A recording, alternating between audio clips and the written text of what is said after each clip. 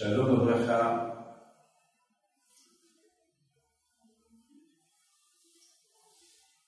On dit dans la Gada, les Maké Misraïm B'chorehem. Akadosh Baruch Hu, il a choisi de tuer les premiers-nés égyptiens. Pourquoi les premiers-nés égyptiens? Parce qu'ils étaient des idolâtres en Égypte. Ils avaient deux catégories d'idolâtrie. L'agneau, et ils vénéraient aussi les premiers-nés. Le premier bébé, il le considérait comme un dieu. Alors maintenant, lorsqu'Akadosh Baruch Hu, il a puni les Égyptiens, la dernière plaie, Akadosh Baruch Hu, il a frappé les premiers Égyptiens, mais pas les Juifs. C'est ça le miracle. Alors c'est quoi le miracle? On a vu très bien que pendant les 9 plaies, Akadosh Baruch Hu, il a bien fait qu'aucun Juif n'a été puni. Alors, quelle est la différence? Pourquoi on parle beaucoup du premier-né juif qui n'a pas été touché? Mais tout Israël n'a pas été touché pendant les 10 plaies. C'est quoi de spécial? C'est quoi de spécial ce qu'on dit? Ah, Hachem, il a épargné les premiers juifs, il a tué les premiers égyptiens. Mais pendant les 10 plaies que Hachem il a frappé les Égyptiens, les Juifs n'ont pas souffert. Par exemple, imaginez-vous la plaie de l'eau qui est devenue sang. Alors, un Juif, il boit de l'eau, et l'Égyptien, il boit du sang. Voilà, on a vu que le Juif n'a pas été puni. On a vu le coup des sauterelles, ils ne sont pas touchés. Vous vous rendez compte que les sauterelles et les grenouilles et les animaux, ils sont entrés dans toutes les maisons égyptiennes et pas la maison juive. Alors ça veut dire que Hachem a épargné tout le temps les juifs. Tout le temps, Hachem il a épargné les juifs.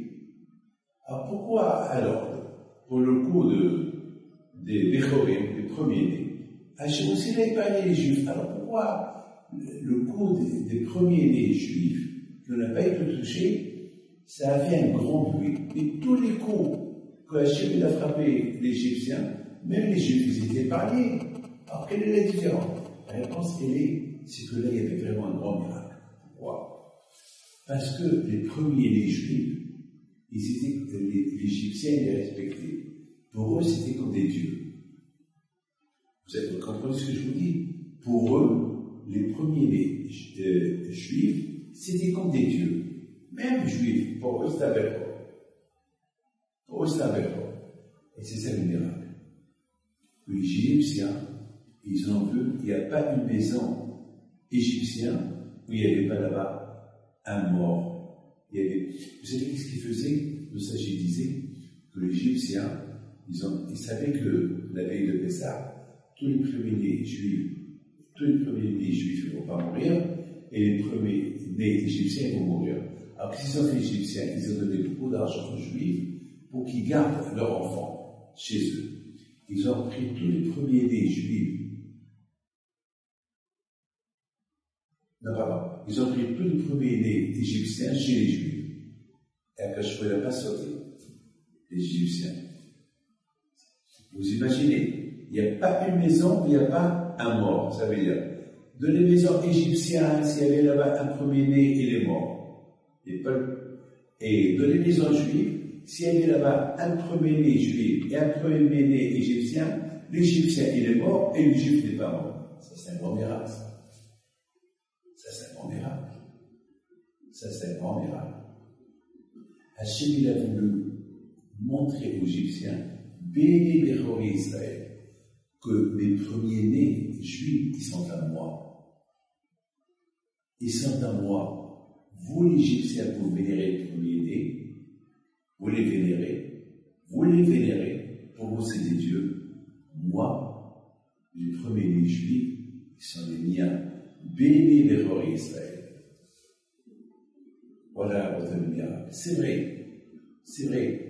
Dans tous les coups que le Moshe Rabbeinu, de la part d'Hachem, a frappé les Égyptiens, les Juifs, ils étaient épargnés. Mais on aurait pu dire que, étant donné que les premiers Juifs, ils étaient considérés comme des dieux, alors peut-être que le bon Dieu va les tuer. Parce qu'ils étaient considérés comme des dieux pour les Égyptiens. Et après, il a dit non, il y a une différence entre les vôtres et les miens. Les miens, les premiers des Juifs, ils sont les miens. Ils ne sont pas les vôtres. Et les vôtres, eh ben voilà, je les prends, je les tue. Et c'est ça le miracle des Bechorim, des premiers des Juifs. Et c'est la raison pourquoi on fait Ta'anit en jeûne. Pour les premiers des Juifs, la fête de Pessah, il faut qu'ils jeûnent. Il y a ceux qui ne jeûnent pas s'ils font une séouda. Mais s'il n'y a pas de séouda, ils ont l'obligation de jeûner. Alors tout le monde pose une question, le contraire. On devait faire une fête. On devait faire une fête. Parce qu'ils ne sont pas morts. Les amis lorsqu'ils voient un miracle, ils ne jeûnent pas, ils font une fête. Alors là, les premiers des Juifs, ils ne sont pas morts la veille de Pessah. Alors on doit leur faire une fête, ils ne sont pas morts. Pourquoi on leur dit qu'il faut jeûner? Ah ben justement, on leur dit qu'il faut jeûner. Pourquoi? Parce que malheureusement, ils étaient considérés comme l'idolâtrie. Ils étaient considérés comme de l'idolâtrie. Et en plus, ils étaient à 49 degrés de Touma. Et puisqu'ils étaient à 49 degrés de Touma et ils étaient considérés chez les Égyptiens comme l'idolâtrie, eh ben, ils auraient pu être punis comme les premiers-nés égyptiens. Parce que les Égyptiens, ils vénéraient les premiers-nés. Et ils vénéraient aussi les premiers-nés juifs. Alors on aurait pu les punir parce qu'ils ont le nom du juif en eux. Et malgré tout, Akadosh Baruch Hu, il n'a pas puni les premiers-nés juifs. Pourquoi? Parce que les Hachem, c'est pas leur faute. C'est eux qui les considèrent comme des dieux. Alors je ne veux pas les punir. Ils sont les miens, béni Béchor Israël. Vous avez combien de merci on doit dire à Kadosh pour la fête de Pessah? Combien de merci? Combien de miracles il a fait avec nous? À la sortie de l'Égypte, bien des miracles. Parmi les plus grands miracles qu'Hachem a fait avec nous en sortant de l'Égypte, c'est que la veille, lorsque après la dernière plaie que Hachem a frappé l'Égyptien, il y a eu un grand miracle. Lequel? La nuit est devenue jour. La nuit est devenue jour. Pourquoi la nuit est devenue jour? Parce que Hachem a voulu que les Juifs, ils voient comment Hachem, il change de la nature. La nuit qui devient jour, c'est pas possible. La nuit c'est la nuit, le jour c'est le jour. Mais à minuit, une fois que le bon Dieu est descendu, il a frappé tous les premiers Égyptiens, il est venu avec la lumière. La nuit est devenue comme le mois d'août, le mois de juillet. Il y avait une lumière. Il n'y avait pas de soleil, il y avait la lumière. Alors il y a eu des Juifs qui n'ont pas fait la Brit Mila, parce qu'ils avaient peur de faire la Brit Mila. Et lorsqu'ils ont vu ce miracle, ils ont fait la Brit Mila. Et vous savez qu'on n'a pas le droit de faire la Brit Mila la nuit. Mais étant donné qu'il faisait jour, la nuit devenait jour. Alors ils ont fait la Brit Mila. C'est la folie, des miracles. Vous savez, ils étaient quelques millions de Juifs. Ils étaient éparpillés partout. Et là, soudainement, Hachem, il a raccourci toutes les routes, toute la terre de l'Égypte, jusqu'à que tout le monde était là, à cause de Moshe Rabbeinu. Et là, tout le monde a vu Paro venir avec sa cavalerie, embrasser les mains de Moshe Rabbeinu. Moshe, je t'en prie, quitte, j'ai peur, je suis le premier-né, tout le monde est mort, j'ai peur que je meure. Il y avait des miracles, combien de remerciements on doit remercier à Kadosh Baruch Hu. Mes amis, je voudrais vous dire une chose. Lorsqu'on dit Hayab Adam le'achot et asfot kilu yelzem misken, chaque juif il doit se considérer comme s'il est sorti de l'Égypte. C'est dur, hein? C'est dur de se considérer comme si je suis sorti de l'Égypte. Moi, je ne connais pas l'Égypte. Comment on peut dire, moi David Pinto, je dois considérer comme si je suis sorti de l'Égypte. Je ne connais pas l'Égypte. J'ai jamais vu l'Égypte. Je connais l'Égypte que par l'histoire. Alors comment on peut dire chaque juif qui doit se considérer comme s'il est sorti de l'Égypte? C'est dur. Mais mes amis, c'est vrai, on est sorti de l'Égypte. Hachem qui nous rafraîchit la mémoire. On était présents.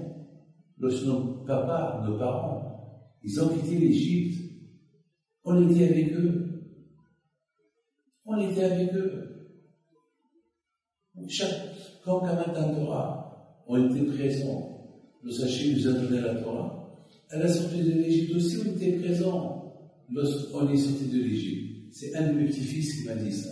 Je ne me rappelle pas qui, mais un de mes petits-enfants, il a dit ça. Et c'est vrai ce qu'il a dit. Et c'est vrai ce qu'il a dit. Maintenant, on comprend très bien que chaque juif, il a l'obligation de se considérer comme s'il est sorti de l'Égypte. Parce qu'il était présent.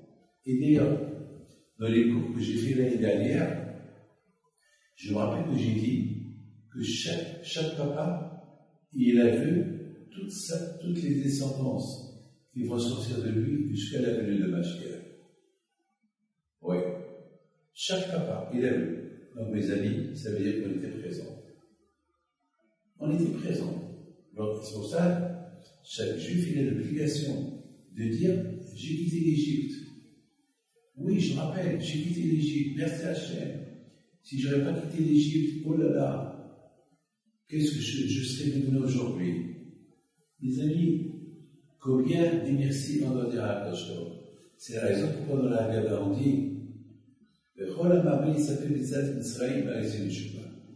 plus que tu peux parler de la sortie de l'Égypte, c'est bien. Alors mon petit-fils, Haïm, le fils de Moshe, il m'a posé une question. Il a dit, mais papy, on dit qu'on n'a pas le droit de donner beaucoup des éloges à Hachem, parce qu'il n'y a pas de fin aux éloges. Il y avait un rabbin qui a commencé à faire la prière, il a commencé à donner des éloges, et un autre rabbin qui lui a dit, arrête, parce que tu limites les éloges d'Hachem. Hachem, il n'a pas de limite, Hachem. Les éloges qu'Hachem il fait avec nous, et ça n'a pas de limite. Alors c'est pas peine de dire trop, parce que si tu commences à dire trop, il faut continuer, et c'est non-stop.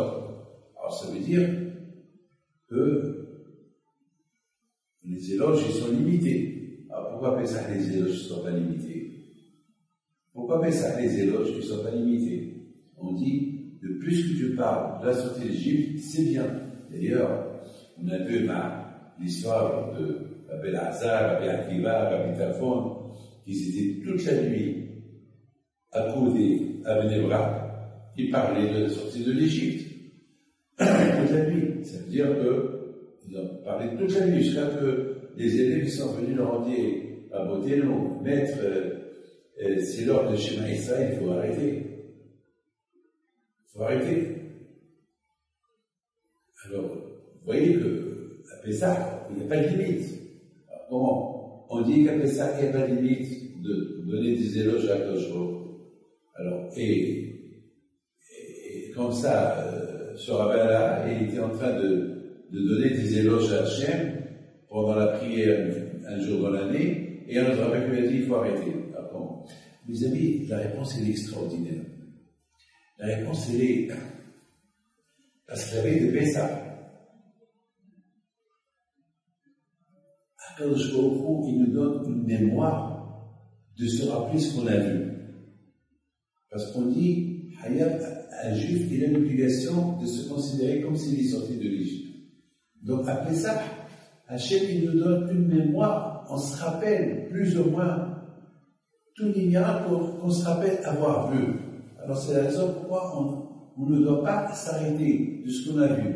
Au moins ce qui s'est passé la veille de Pessah, ce qu'on connaît la veille de Pessah. Et en plus, il y a tous les juifs dans le monde entier qui donnent des éloges. Ce que moi je dis, l'autre il dit autre chose, et l'autre dit autre chose. Alors vous savez que Même les malachim, lorsqu'ils font la shira, lorsqu'ils chantent, c'est écrit que tous ensemble ils chantent à Akadosh Baruch Hu. Kulam, Verina, Ilodo, Bishabeho, Befab. C'est-à-dire qu'à Pessah, nous tous, on est collectifs. Tous. Alors, il y a une différence lorsqu'il y a une collectivité, tout le monde qui donne des éloges à Hachem, ou bien lorsqu'il y a un seul qui donne des éloges à Hachem. Un seul qui donne des éloges à Hachem, autant qu'il peut dire que c'est pas assez. Mais lorsque tout le monde, ils font des éloges à Akadosh Baruch Hu, donc chacun il dit à sa manière, tant que c'est presque illimité. Mes amis, je vais vous raconter une histoire. Vous savez qu'il y avait une fois un roi qu'il a vu, c'était comment ça s'appelle, le roi Sanherib. Non, pas le roi Nebuchadnezzar, celui qui a détruit le Beth Amikdash. Et pourquoi il est devenu le roi? Lui était roi, son fils était roi, son petit-fils était roi, et sa fille, Vashti, elle s'est mariée avec Achashverosh et était reine sur le monde entier. Pourquoi? Parce qu'une fois, Nebuchadnezzar, il a fait kavod à Hachem. Il a fait kavod à Hachem. L'histoire, elle est longue, mais en deux mots. Il y avait le roi d'Israël qui était malade, il a guéri. Et puis, le roi d'Achour, Assyrus, c'était un grand empire à l'époque, il a envoyé une lettre à Hiskia le roi. Il a dit, salut à toi le roi Hiskia, salut à ton peuple, salut à ton Dieu qui t'a sauvé la vie. Il a donné la lettre à un messager pour la prendre au roi Hiskia. Et là-bas, il y avait l'écrivain. C'était quel écrivain? C'était Nebuchadnezzar. Il était un jeune chaouche, un écrivain, ou il était un serviteur chez le roi d'Assyrus. Il court, il fait 3 pas et demi, il dit au messager, donne-moi la lettre. Le roi, il regarde, en colère. Il dit, qu'est-ce que tu fais? Il dit, Majesté, c'est pas logique ce que tu as écrit. Il a écrit ça bien. Nebuchadnezzar, il aurait pu le tuer, le roi. Parce que là, il s'est révolté contre le roi. Il a dit, Majesté, c'est pas normal. Dieu a sauvé la vie d'Hiskia, et toi tu salues Hiskia, tu salues le peuple d'Israël, après tu salues Dieu. Le contraire, il faut donner le kavod à Dieu. Et après tu fais le kavod à son peuple, après le kavod au roi. Il y a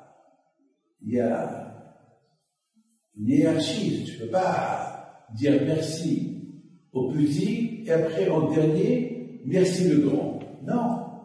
Et tu as raison, alors on change la lettre. Merci à Dieu qui t'a sauvé la vie.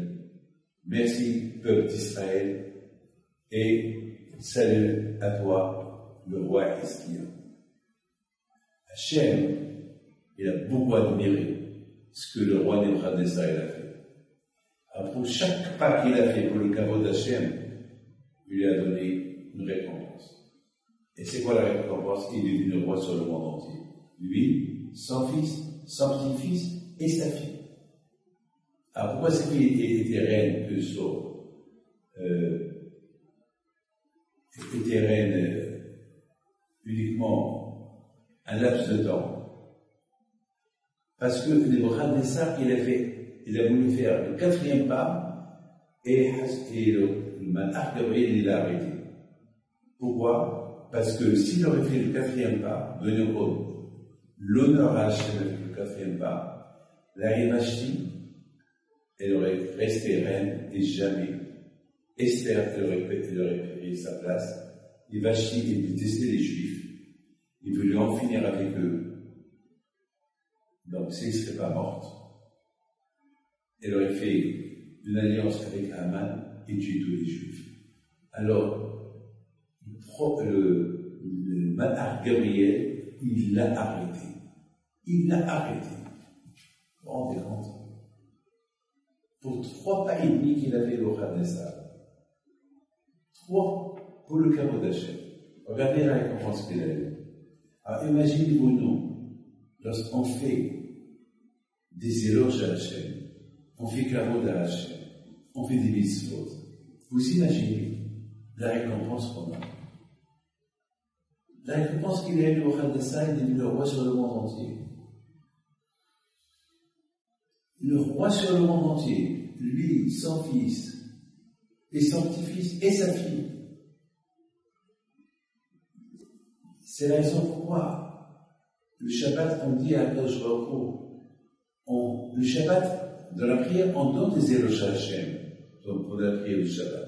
Mais à un moment donné, on dit, Hachem, si on commence à te donner des éloges, c'est l'infini. C'est des milliards, al-ahad, me'elef, alfé, alafim, nissim, les mamot, des milliards et des milliards. C'est illimité, c'est pour ça, c'est la raison pourquoi. On ne peut pas tout dire à Hachem, parce que c'est illimité. Vous imaginez que chaque seconde qu'on respire, c'est un miracle. Nishmat kol hay. Pour chaque seconde qu'on respire, c'est une vie que le bon Dieu nous donne. Le cœur pouvait arrêter, et le cœur ne s'arrête pas, il continue. Bam, bam, bam, bam, bam, bam. La bouteille. Il n'y a pas de limite aux éloges qu'on peut faire à Koshko. C'est la raison à bouteille. Après ça, on fait beaucoup des éloges à Koshko. Parce qu'après ça, on n'est pas après ça. Des éloges personnels, des éloges individuels. C'est des millions. Tout le monde fait des éloges. Après, ils disent, c'est le Zohar qui dit ça. Puis après ça, Akadosh Baruch Hu envoie les anges. Ils leur disent, allez-y voir qu'est-ce qu'ils font mes enfants. Et ils descendent. Ils regardent ce qui se passe. Ils regardent ce qui se passe. Ils voient qu'il n'y a plus de maison où il n'y a pas, où les Juifs, ils disent pas, merci Hachem de m'avoir sorti d'Égypte. Merci Hachem pour tout ce que tu as déjà fait avec nous. Et tout le monde, ils chantent, ils donnent des éloges. Les malachim, ils retournent chez Akadosh Baruch Hu.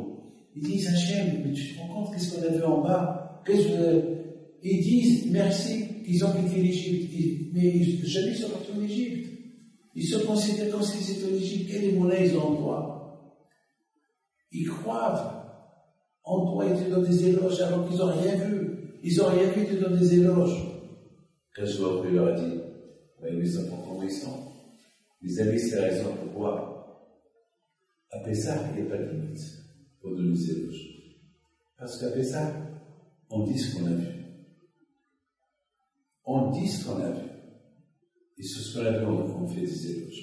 À la page collectif. Dans le monde entier, s'il y a 10 millions de juifs, 10 millions de juifs qui font des éloges. Ce qui dit celui-là, il ne dit pas l'autre. Chacun a sa façon de dire. Mais l'histoire qu'on a racontée tout à l'heure, une personne elle a commencé à faire des éloges. Alors cette personne-là lui dit, monsieur, même si toute ta vie tu fais des éloges, c'est passé ce que Hachem il a fait avec toi. Alors c'est mieux que tout le monde, c'est-à-dire qu'il y a une différence de tout le monde fait des éloges à Hachem.